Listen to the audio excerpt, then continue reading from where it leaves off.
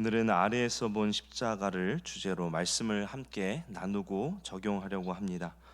어제 위에서 본 십자가에 대해서 우리가 말씀을 들었는데요.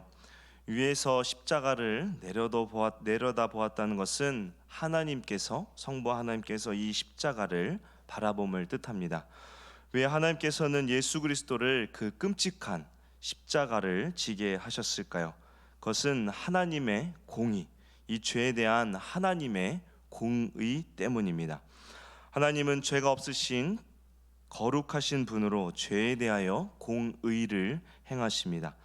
공의를 행하신다는 것은 죄는 심판하시고 의를 행한 것은 상을 주신다는 것입니다. 문제는 이 하나님의 공의에 만족할 만한 사람이 아무도 없다는 것이죠. 왜 그렇습니까? 바로 죄 때문입니다.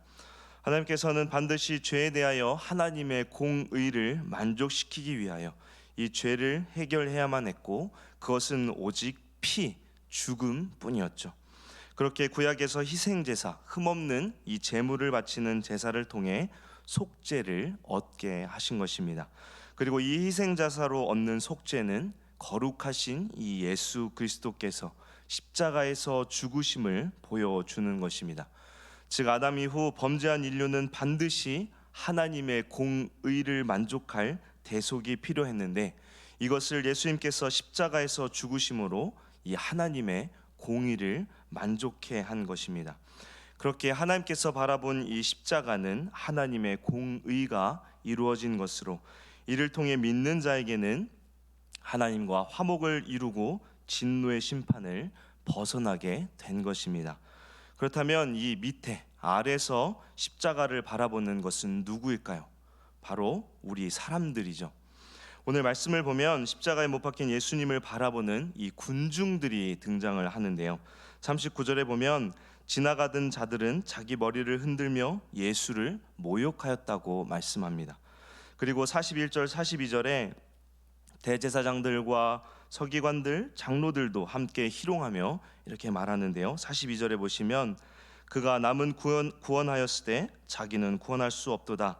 그가 이스라엘의 왕이로다. 지금 십자가에서 내려올지어다. 그리하면 우리가 믿겠노라. 십자가에서 처참하게 죽으시는 이 예수님을 향해 그 십자가에서 내려와서 구원하라고 모욕을 합니다. 그리고 함께한 강도들도 우리가 44절에 보면 욕하였다고 말씀합니다. 한때는 열광했던 자들이 십자가에 못 박혀 죽어가는 예수님을 보면서 이제 모든 것이 끝났다고 비웃고 조롱한 것입니다. 십자가 예수님을 결코 구원자가 아니라 이 패배자로, 사람들은 십자가에서 죽으신 예수님을 결코 승리자로 보지 않았던 것입니다. 그리고 오늘날에도 이 십자가는 똑같이 여겨지는데요. 우리 기독교인들이나 이 십자가를 대단하게 여기지, 세상은 이 십자가를 한 인간의 비참한 이 실패의 결과로 패배자로 인식한다는 것입니다. 그러나 우리에게 이 십자가는 구원의 상징이죠. 왜냐하면 십자가에서 죽으신 그리스도께서 부활하셨기 때문입니다. 부활이 없는 십자가는 정말 비참한 죽음, 슬픈 종말이지만 이 그리스도의 십자가 죽음 뒤에는 이 부활이 있기에 이 십자가가 부끄러운 것이 아닌 자랑이 되는 것입니다. 예수님께서 처형을 당하던 당시에 로마에서는 1년에 약 3만 명 정도가 십자가에 달려 죽었다고 합니다. 십자가형은 이 로마가 만든 형벌은 아니지만 인간이 고안해낸 가장 잔인한 사형으로 로마는 이 십자가 처형을 통해 범죄를 많이 억제할 수 있었다고 합니다. 당시 이 십자가에 처형당하는 대부분의 사람들은 정치범이거나 이 흉악범이었으며 로마 이 시민에게는 절대로 이 십자가형을 행하지 않았다고 합니다. 너무나 끔찍하고 잔인한 형벌로 이 당시 최고의 대우를 받고 살았던 로마 시민들에게는 이 형벌을 결코 허락하지 않았다고 하며 이것을 이 로마 사람들은 매우 역겨워했다고 합니다.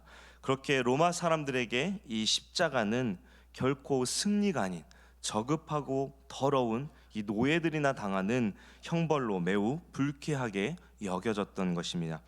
그렇게 바울 사도는 고린도전서 1장 18절에 이렇게 말씀을 하는데요.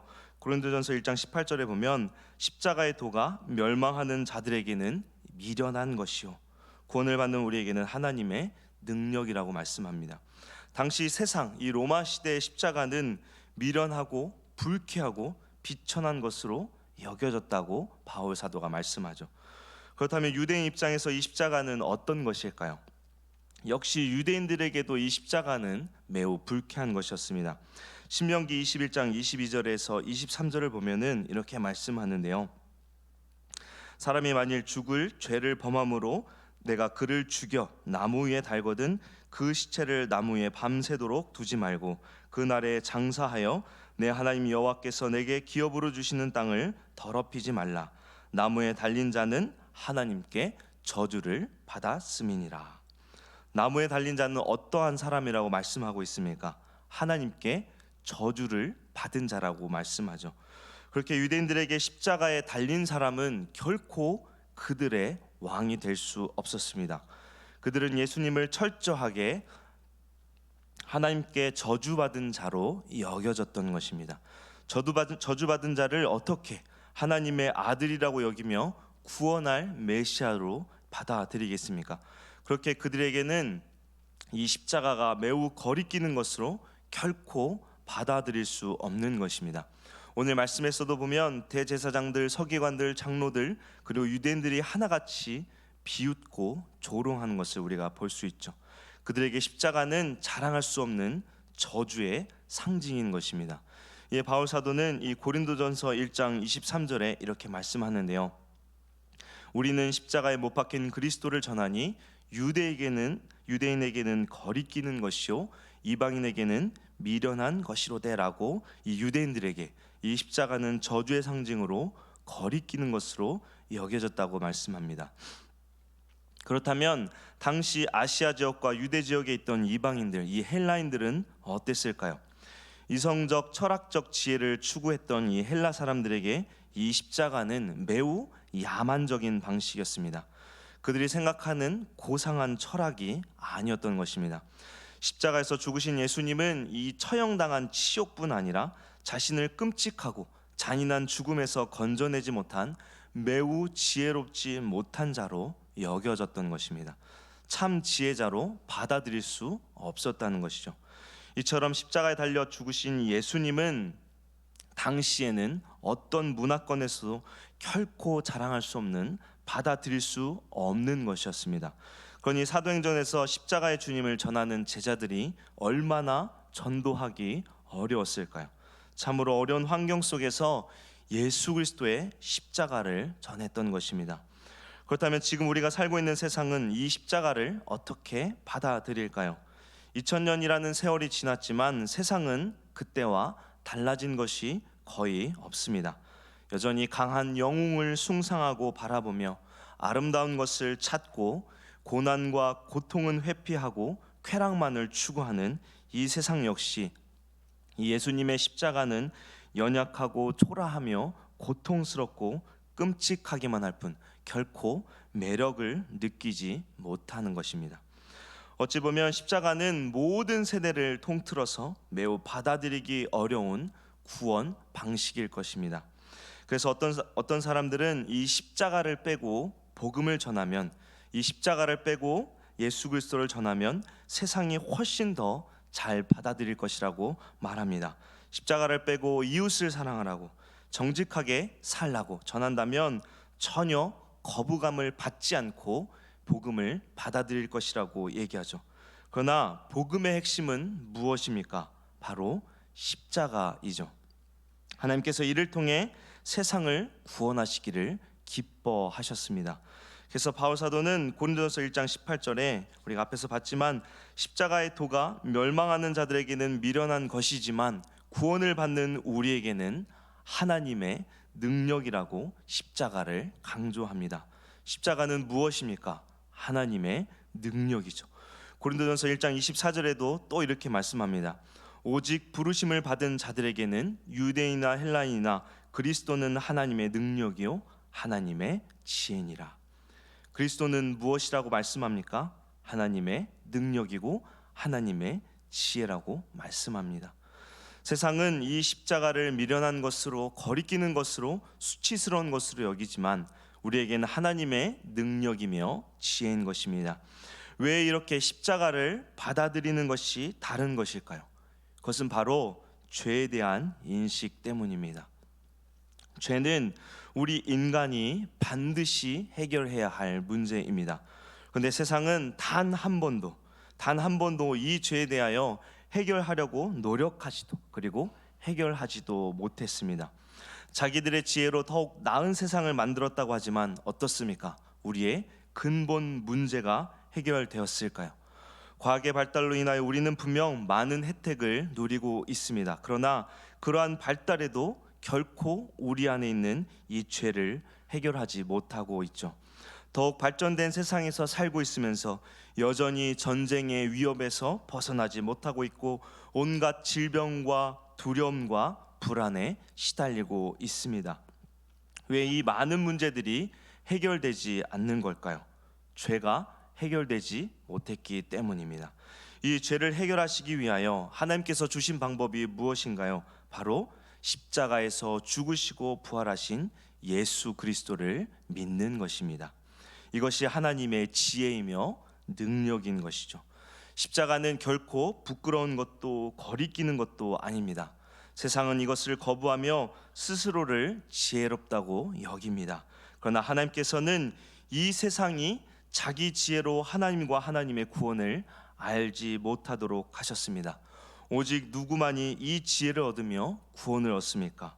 이 십자가에 그리스도를 믿는 자만이 하나님의 능력과 지혜를 얻고 구원을 얻는 것입니다.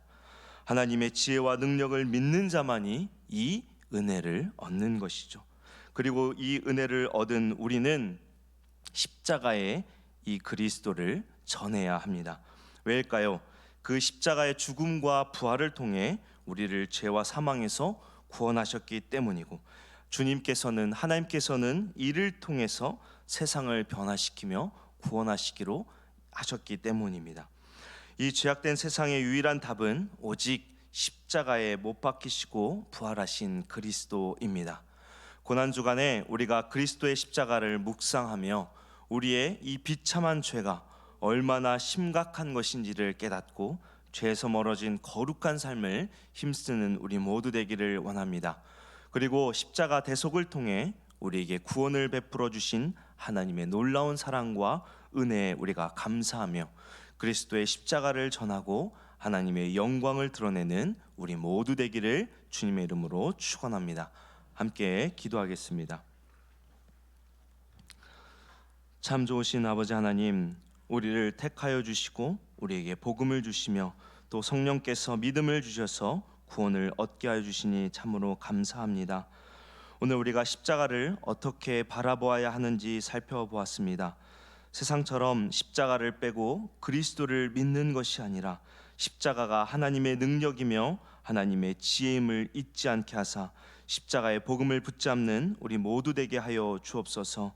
이 한 주간 그리스도의 십자가를 묵상하며 우리의 죄를 깨닫게 하시고 거룩한 죄 백성으로 하나님의 영광을 드러내는 우리의 삶 되도록 선하게 인도하여 주옵소서. 오늘도 기도의 제목을 가지고 주님 앞에 나와 엎드려 기도합니다. 우리의 기도에 응답하사 살아계시고 우리를 선하게 인도하시며 섭리하시는 하나님을 경험하게 하여 주옵소서. 감사드리며 우리를 죄에서 구원하신 예수 그리스도 이름으로 기도합니다. 아멘.